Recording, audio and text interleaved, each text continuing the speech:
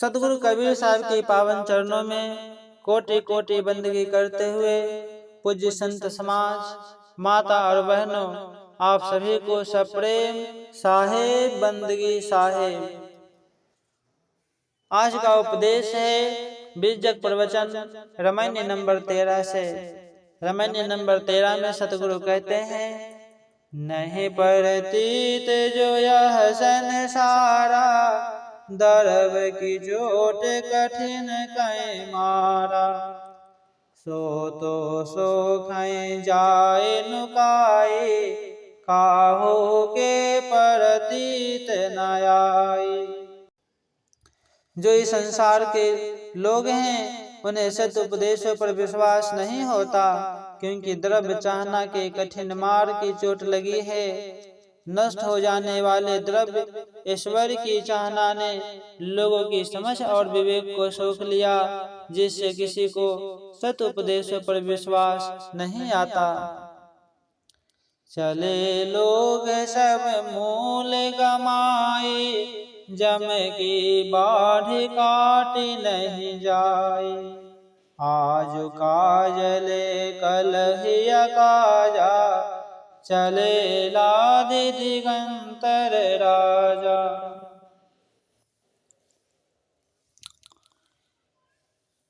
यहाँ मूल का अर्थ है मूलधन, आत्मज्ञान। दिगंतर मतलब देशांतर, जन्म जन्मांतर। राजा मतलब जीवात्मा। सब अविवेकी लोग मूलधन आत्मज्ञान को खोकर चले, क्योंकि उनसे जमराज तुल्य मन माया का प्रवाह काटा नहीं जा सका। आज मानव जन्म में ही मन माया के प्रवाह काटकर आत्म कल्याण का कार्य करना संभव है, अन्यथा कल पशु पक्षी आदि योनियों में तो मात्र दुख ही दुख है। इस मानव जीवन में आत्म कल्याण का कार्य न सिद्ध होने पर राजा जीव कर्म वासना के बोझ को लाद कर अन्य योनियों में चला गया। सहज विचारे मूल गमाई, लाभ हानि होए रे भाई, होछि मति चंद्रमा गौ अथई, त्रिकुटि संगम सामी बसई। ओछी का अर्थ है छोटी, नीच, तुच्छ। मति मतलब बुद्धि। चंद्रमा का अर्थ है मन। मन का देवता चंद्रमा माना जाता है, इसलिए चंद्रमा शब्द से यहाँ मन अर्थ ध्वनित होता है। त्रिकुटि का अर्थ है त्रिकुटि संगम।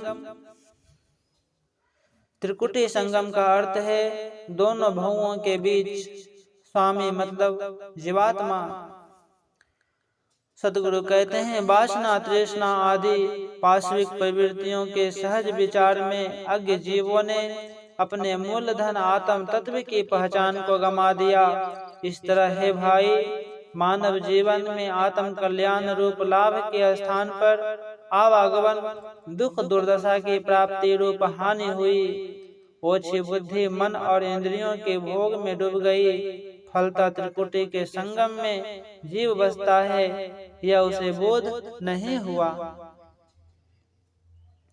तब ही विष्णु का समझाई, मैथुन अष्ट तुम जीत हो जाई, तब सनकादिक तत्व विचारा, जैसे रंग पराधन पारा। तब विष्णु ने समझाकर कहा कि सर्वप्रथम अष्ट मैथुनों को जाकर जीतो। तब सनकादिकों ने मैथुन को त्याग कर सत्य तत्व का विचार किया। फलता जैसे दरिद्र को पड़ा हुआ धन मिल जाए, वैसे ही उन्हें अपने नजदीक अपने आत्मा में ही सत्य तत्व की प्राप्ति हुई।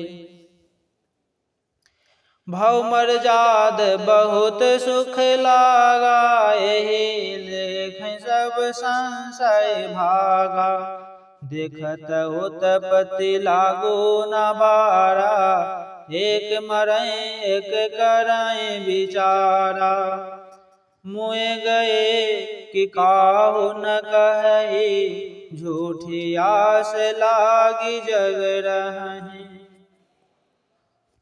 यहाँ मर्याद का अर्थ है प्रतिष्ठा, सम्मान। उत्पत्ति मतलब आवागमन। भेषधारियों ने भी मैथुन त्याग के मार्ग का अनुसरण किया, जिससे संसार में उनकी बड़ी प्रतिष्ठा हुई। यह प्रतिष्ठा उन्हें बहुत सुखद लगी। इस तरह से वे समझे कि उनका संपूर्ण संदेह निवृत्त हो गया, परंतु बिना सत्य ज्ञान के वे आवागमन को देखे, इसमें देर न लगी। एक असत्य को ही सत्य जानकर उसमें आसक्त होकर मरते हैं, और एक सत्य तत्व का विचार ज्ञान प्राप्त कर असत्य से मुक्त होते हैं। सब कुछ को छोड़ मरकर जाने वाले की बात कोई नहीं कहता, फिर भी संसार के लोगों को वासना, तृष्णा, मोह, प्रतिष्ठा आदि की झूठी आस लगी रहती है। मैथुनों एवं संसार के समस्त झूठी आशाओं को, अटकावों को त्याग कर सत्य आत्मा का बोध प्राप्त करो एवं आत्मा स्थिति हो। सदगुरु कहते हैं, मैथुनों एवं संसार के समस्त झूठी आशाओं, अटकावों को त्याग कर सत्य आत्मा का बोध प्राप्त करो एवं आत्मा स्थित हो। जरत जरत तय बाचियों, जरत जरत तय बाचियों, काहे न करहु गुहार, विषय विषय के खायहु, रात दिवस मिली झार। हे जीवो, नाना योनियों की गर्भाग्नि एवं तेरी ताप से जलते जलते तुम बहुत दुख पाए हो। अब मानव शरीर में आकर तो मोक्ष का मार्ग प्रशस्त करो और ताप जलन से बचो। इसके लिए आत्मज्ञानी संतों एवं परमात्मा के शरणापन्न होकर उनकी पुकार क्यों नहीं करते। जिन विषय विष को खा भोग चुके हो, उनकी वासना को रात दिन झाड़ो अर्थात नष्ट करो। भोगे गए विषयों की वासनाएं बार बार विषयों में प्रेरित करेंगी, पर विषयों में प्रवृत्त होकर वासनाओं को और अधिक दृढ़ मत करो। प्रत्युत विषयों में प्रवृत्त न होकर सत्संग, भजन, प्रार्थना, आत्म विचार आदि द्वारा वासनाओं को अहिर्निश छीन करो। बोलिए गुरुदेव स्वामी की जय।